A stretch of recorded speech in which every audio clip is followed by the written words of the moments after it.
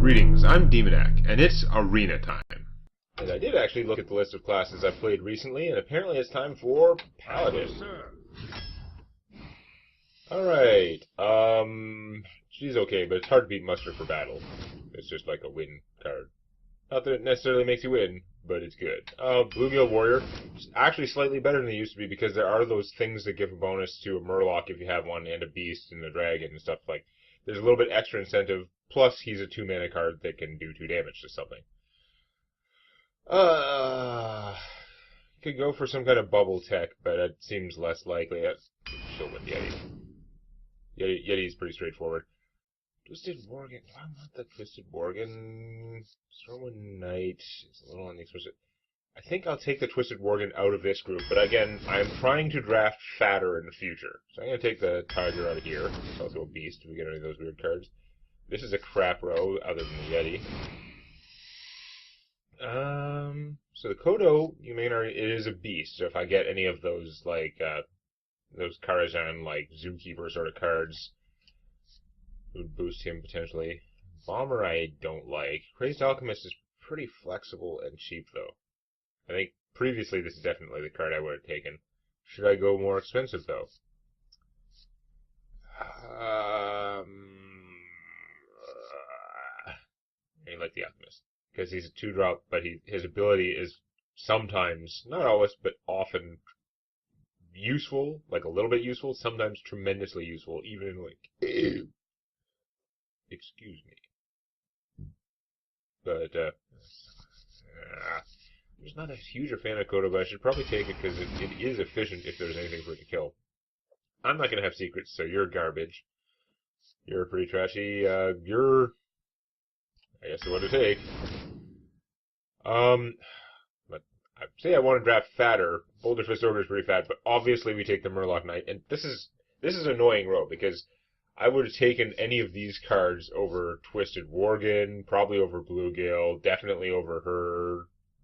Probably over the Yetis, definitely over the Kodo, even though they're a lower rarity.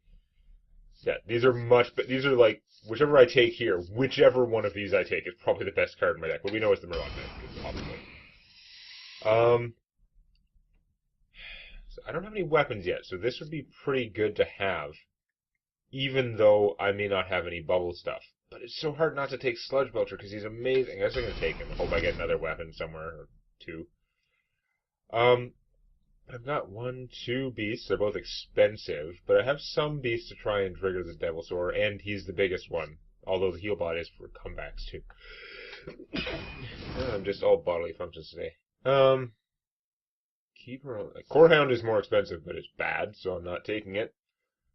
Seal of Light would let me kill something, and if it's early in the game, it's a cheap way to kill something small. If it's later in the game, it does have that healing component, so it's not as bad. Keeper could be strong. Like, late in the game, if your opponent has something big, this is kind of awesome. Early in the game, you can make your 1/1s. Like, it's not the greatest, but I think I'm going to take this. Okay. Standing Against Darkness that's a lot of stuff, but we're going to take the Tomb Spider. I think it's more straightforward efficiency. I like the Consecration. Polluted Hoarder. Previously I would maybe take that, but it draws me a card. And it likely trades well. And it has more than 1 hit point. Makes a difference. Rather draw a card than play either of those crap guys. I don't have any dragons yet. I'd rather have an Infested Tauren or another Twisted Worgen. Again, the Twisted Worgen is not as bad as a normal 1 hit point, 2 cost thing, because it's not going to die to single target stuff until you've gotten to use it, generally. But the Tauren is definitely more stuff on the field, but I don't really have that much that's cheap, so I think I'm better off taking another Twisted. Keeper is not the greatest card in the world. Noble Sacrifice is pretty, like, I'd like that. It's got the secret advantage, right? You play a secret, now your opponent has to play weird until they figure out what it is. Although they'll figure it out really fast with that, because it pretty much always goes. I don't have any weapons, so you're useless. You're overpriced and crap. This is... See, I always get this confused with the Resurrection one. If it was the Resurrection one, I would just take it out of this row. But this is after your opponent plays a minion, reduces health to 1. Again, I hate that they sound similar, the pictures look similar, and their effect is both like, something, something, health to 1. Freaking stupid Paladin secrets. I really can't see playing with that. I guess I don't have any weapons. He's just a 2-1 for 1, which is garbage. But she is overcosted garbage. Like, I hate her so much that I'm gonna take this, but I shouldn't.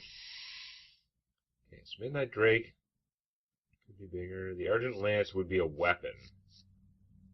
I'm gonna take the Argent Lance because I don't have any weapons. I need that removal. He's big, but I think we're gonna go with the Menagerie Magician. Blessing Wisdom could also be good. This is better than some of the rows. He's just like really lame big. This has some potential to be amazing. I do have Beasts and Murlocs. I don't have any dragons. Out of this, I guess we're taking a muster for battle, because those other guys are not good. Unless maybe you're a priest and then the healing one is pretty good. But I mean, a paladin could have a fair amount of healing stuff. I just don't. Out of this row, it's pretty clearly the Shielded Mini-Boss. Lance Carrier could be good, but eh. It's giving me all this cheap stuff. I'm not able to build a fat deck like I want, because the fat things come in rows that have vastly better things. I guess out of this junk, take the Warhorse Trainer. Although this guy is less bad than he should be. I've seen very good arguments for why he's bad, but I've also... I know it's not just anecdotal. Like, I feel like he does actually pose a problem for your opponent. But it does... You do still have to have stuff out, which often isn't the case. So you're a beast, which works with that other guy, which is one combo, whoop-de-doo.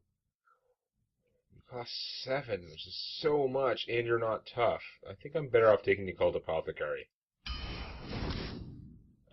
This is not the stuff I need. Blessing Wisdom, draw more cards. Shattered Sun Cleric. Since I actually have so many little guys, maybe I'm better off with this. Yeah. I'm not getting the right stuff. I would have traded some of my guys for Blessing of Might. Maybe I should still take it, but I don't have the fat things I want. I'm going to take that. You're pretty fat. You're not great, but I'll take you. Now, this is an awesome card. This would be good with Consecrate, but it's like the only thing. The Healbot is also arguably just a better version of the Apothecary, although the Apothecary works out pretty well sometimes. They're pretty even in my eyes. But Steel Champion's amazing. And this is my last card. I have, like, no taunt. This is a crap secret. He can work out, but I think we're going to take the Nullifier, and I am not very happy with this deck. There were so many rows there that I do not approve of. Which is weird, because some of them were, like, not that bad with the older way of doing things, but I think in a new climate where you need to have, like, you just need to go fatter. You need the cards in your deck to be stronger in the late game. There are many ways to come back, and you're less likely to just explode in the early game. You're much less likely to just explode your opponent in the early game, because there's so many ways to come back. So it really pays to go with a more late game, you play a mediocre card and I play a huge card sort of strategy. I will fight with honor. I will command Sludge Belcher's pretty awesome, but he's not starting hand awesome. I actually have a fair amount of other things I could get that I could play. This is going to go poorly, though. I only have one weapon. It's tiny. It's not no true silver champion, that's for sure. I have very few cards for blowing things up. So I could coin this guy out. I mean, I could save him for the curve and get one of those. I don't think they're going to be much better, though. I think I'm better off actually just coining him out. Because he does win a lot of exchanges.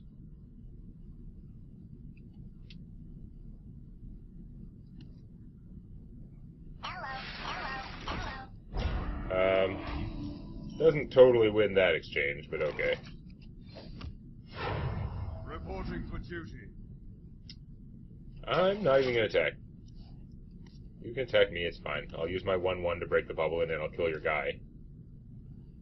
Just works out better, because if I kill the bubble, then he kills my 1/1, and then, that's poor, but not a huge deal. It means you have to spend something to do it, it's fine. And hey, guess what? Payback time! Ha ha ha ha! Yes, power play of the century. Play of the game. Warhorse trainer. Let's watch that in slow motion replay.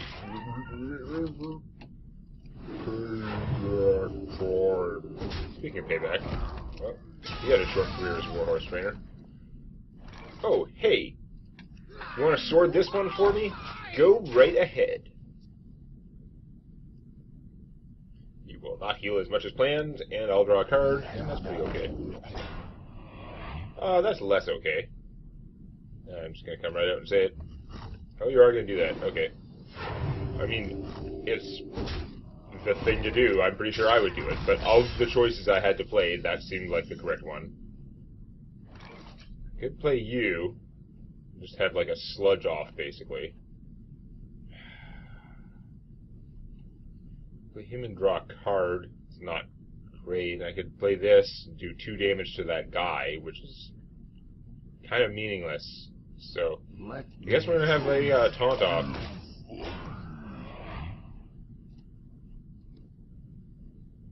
Taunt.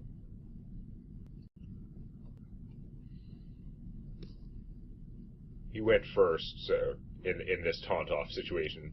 He has a Lamana right now. I'm guessing it's going to go worse for me. Ah, like that. Ooh. I wish I had cheap spell damage for my Consecrate, because it's not quite going to kill them. If we get 3-point Consecrate, it'd be amazing, but that's not going to happen. Still no Death Rattle stuff to enhance her, still nothing that she can buff. I can do it later with this. For 7 mana, this would be a 4/3 charge. That'd be pretty good. So, I think that's the plan. Because This is a random one. It's the smaller guy that's like one of each. No, it's random friendly beast, dragon, and murloc. I always misread that because it seems like craziness. Okay, you ate my noble sacrifice. That's clearly the end of the world. I lost a joust somehow. Well, actually, my deck's not that expensive because I couldn't get the things I wanted. Wondrous. Yeah. Murloc Knight going on. But no, we're going to stick with the plan. The plan is... eat this. I think I have to actually trade him and have him die, because he's not going to fight well against that. He's going to die no matter what he hits anyway, so...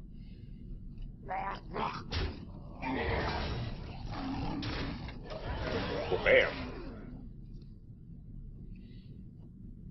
That's pretty strong when you get that going. That's 8/8 worth of stats for 5. That's craziness.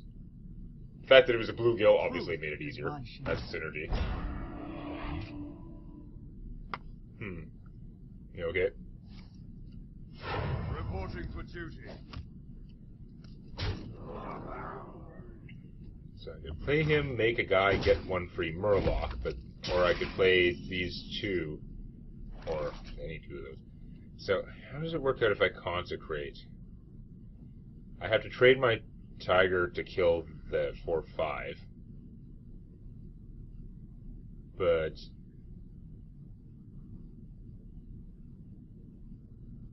I think consecrating is the way to go.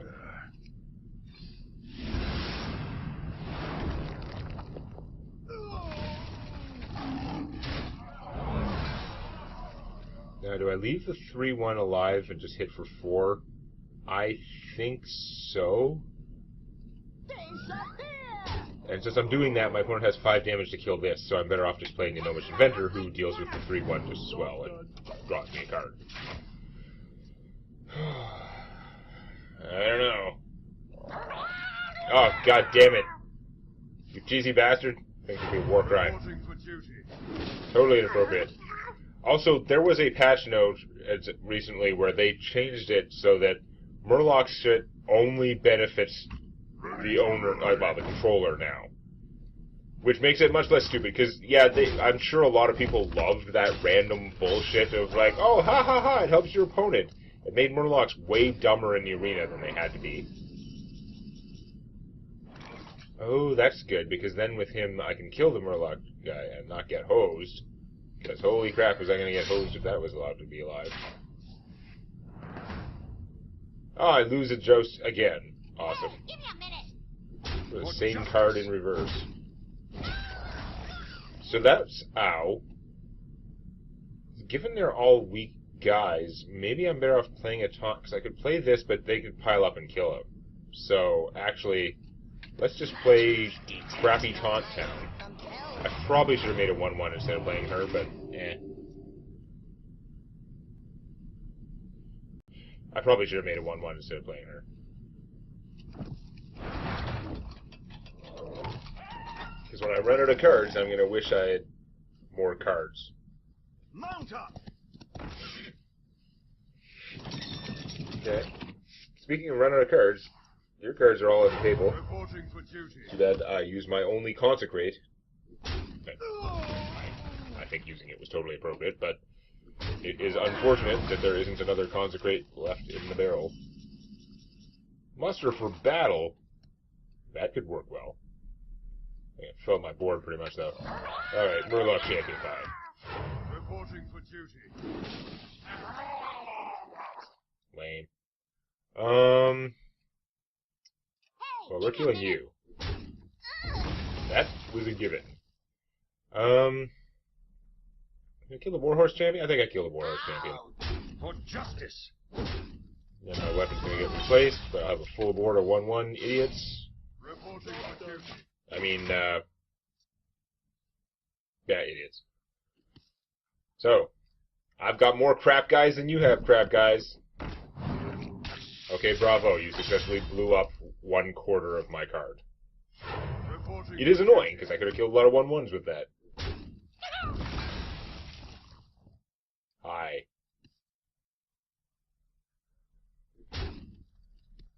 Okay. This one could come down to the wire, but I think, like, I clearly have more stuff. The battle! Well, this could work out more fortuitously. The battle! The battle! The battle! Reporting for duty. Meh. Folks, not him. Hi. Draw a card and surrender. Or, you know, drop Tyrion Lannister. So I'm gonna keep calling that. I think someone commented, I think somebody thought that that was like For duty. an unintentional error. Right. Hey, I've got a beast.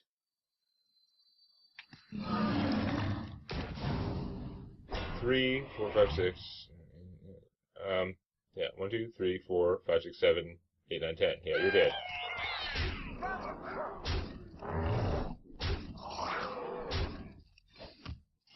Reporting for duty. If he wasn't dead, obviously I would have traded with the 1-1 so I could actually get a free Murloc and blah blah blah. Alright. Well, that worked out pretty well, but I don't have a whole lot of faith in this deck. Nevertheless, we're going to see if we can get 4 wins. 4 wins should be possible, right? Possible. With 4 wins. Well, we're going to find out next time. If you enjoyed this, please activate the like button. And don't forget to subscribe to Demonac Games for more Hearthstone Arena and other gaming videos.